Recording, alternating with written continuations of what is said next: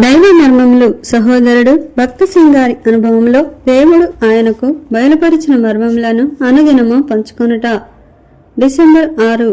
ఆయన యందు మమ్మను ఎల్లప్పుడూ విజయోత్సవముతో ఊరేగించుచున్న దేవునికి స్తోత్రము.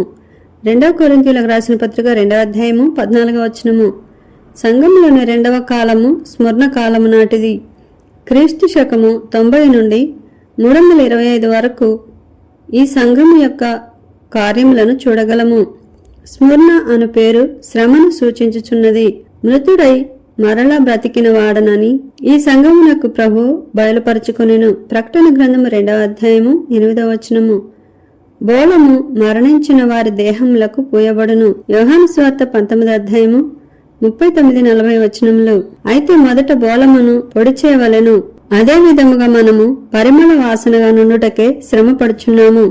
పాశ్చాత్య దేశములలోను ఈ దేశములో సహితము సిరి సంపదలు ఆత్మీయ జీవితమునకు ఆటంకములుగా నున్నవి.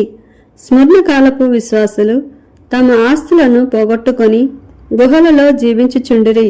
అటువంటి సమయంలో సజీవుడైన క్రీస్తు 10 దినముల శ్రమ కలుగును, అయినను నమ్మకముగా నుండుమని వారికి చెప్పెను. ఈ శోధనకు నిలిచిన వారు జీవ కిరీటమును పొందెదరు. యాకోబు రాసిన పత్రిక 1వ అధ్యాయము 12వ వచనము. ప్రభు రాకడను ప్రేమించుచు ప్రతి శోధనను జయించువారు ఈ జీవ కిరీటమును పొందుదురు. 2వ తిమోతిలకు రాసిన పత్రిక 4వ అధ్యాయము 8వ వచనము.